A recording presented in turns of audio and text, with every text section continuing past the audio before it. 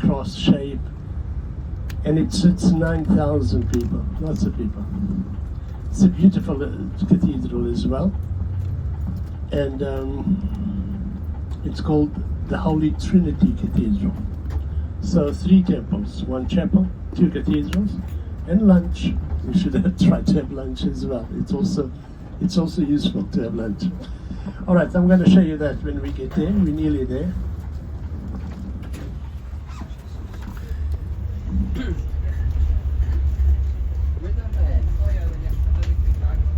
Bless Daddy. It's a blessing.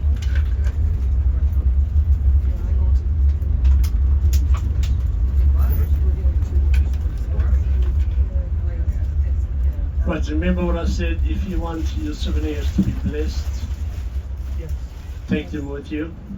And normally the priest blesses the souvenirs at the end of Mass.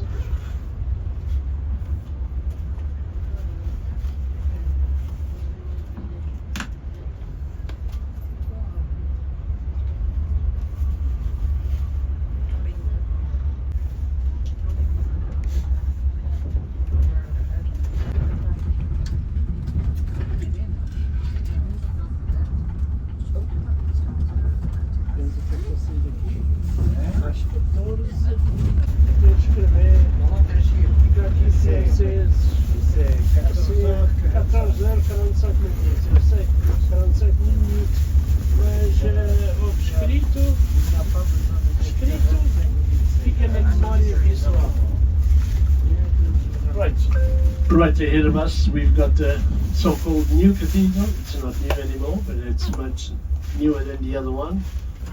You can see how round it is. Beautiful, unusual.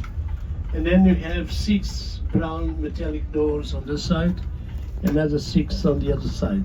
6 plus 6, it's 12. The 12 apostles of Christ. Each door has the name of one of the apostles. The main door of the church, or the cathedral, is the door of Jesus Christ. This one here, on the opposite side, is the other cathedral. I have to tell you that on the 13th of May and also the 13th of October, the first and the last one, there are celebrations over here, and you're going to see this square. You don't see the ground, okay? It's full of people. About 250,000 people come to Fatima on the 1st and the last 13th. So May and October. All right.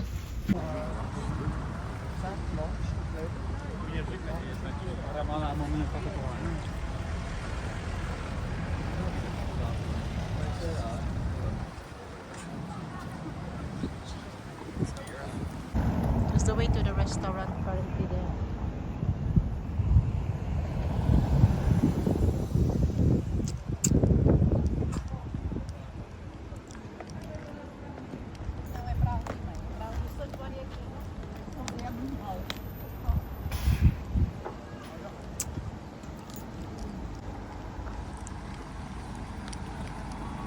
I have to remind you that Fatima, without the I, Fatima, was the name of the eldest daughter of Prophet Muhammad. So if there is a link, I don't know. But I do know that Fatima or Fatima means lady in paradise, the name.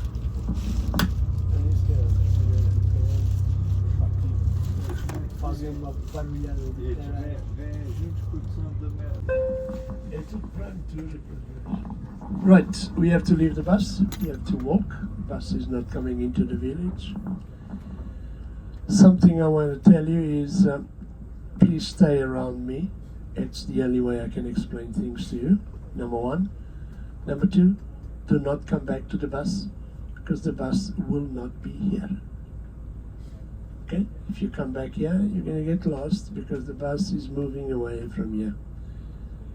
I will let you know where the bus is later on. Okay? So stay around me so I can talk to you. You can see there are buses there, probably lots of people as well, different groups. So make sure that you look for me and stay around me so I can talk to you. And I don't want to lose anyone here, okay? Thank you. It's a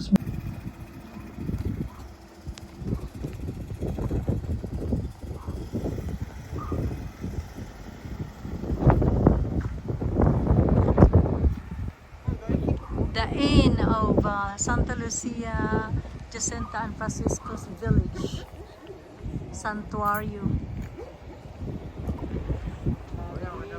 Nila nasa labas din oh. Dati.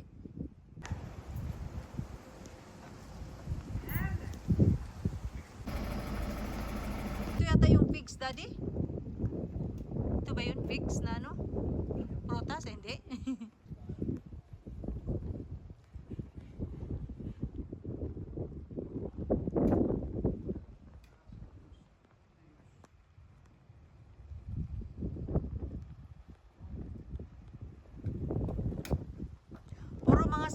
Tingnan mo mga bato-bato lang inano nila eh.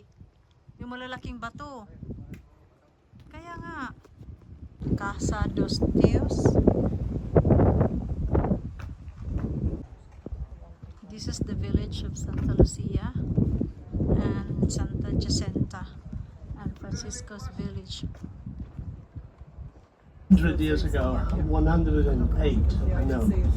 But 100 years ago, life on this planet has changed so much that sometimes we don't have an idea how they lived. And that's exactly what, for me, Australia is all about. It takes us back in time, 100 years, to the time of the apparitions, which is not too much. I mean, we're not talking about 14th century, 16th century, we're talking about last century.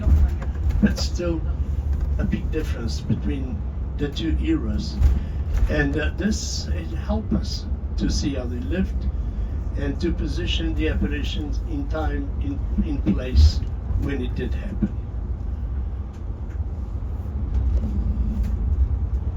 As I said to some of you, I mean, rock is the most common thing you find in a mountain, and that's why they had stone houses, because it was the cheapest way of building a house. Today it's a bit of a luxury if you've got to put all that stone around the house, but it's expensive. But those days it was the only way to build a house because it was easily available, all the stone that you saw there.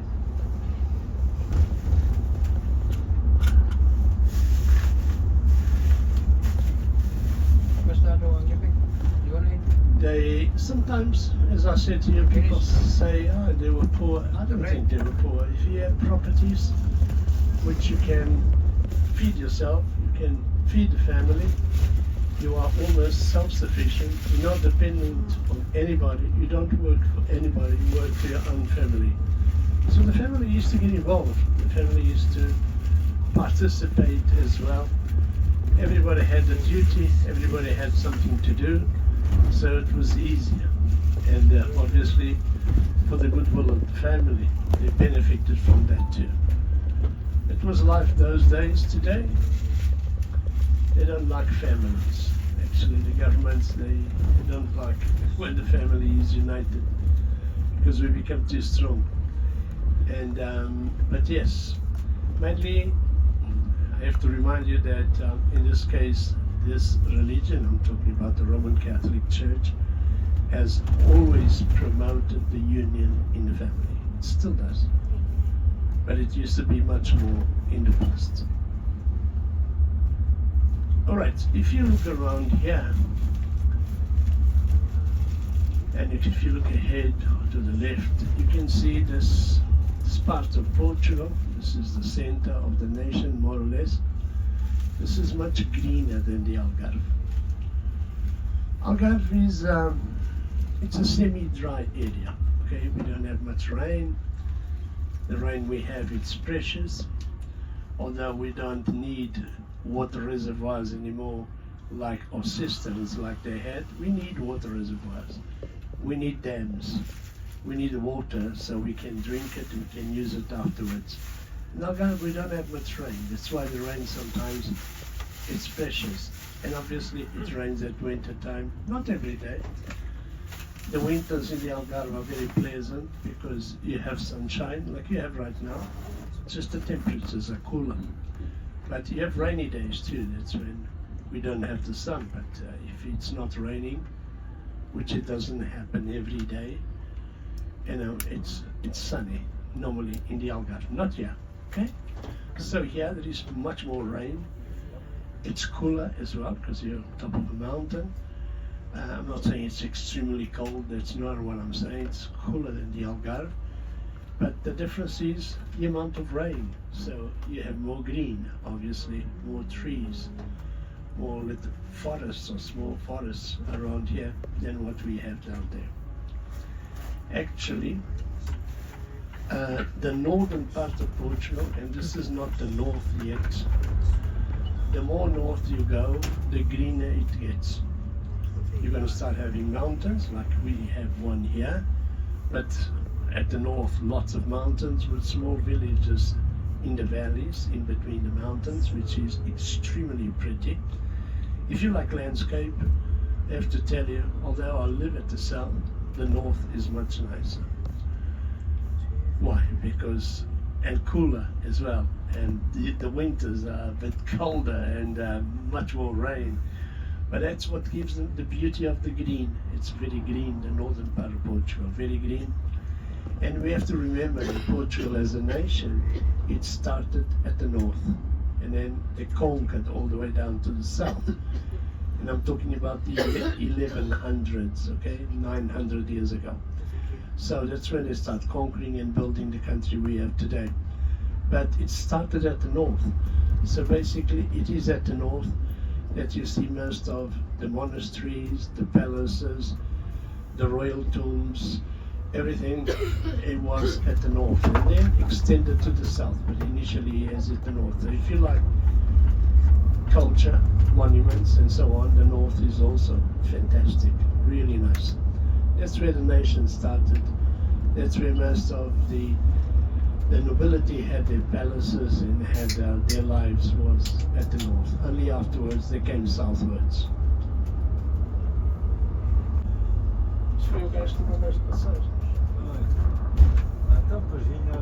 Right, if you look around you can see how green this is. That's what I was talking about.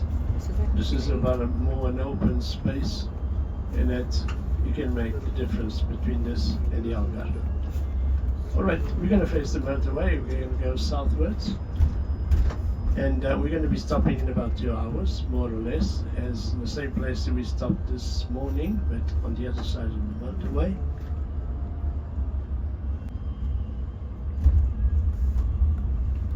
Trees that you see here on both sides of the road, there's 10 trees, lots of them, planted almost on top of each other. They are eucalyptus.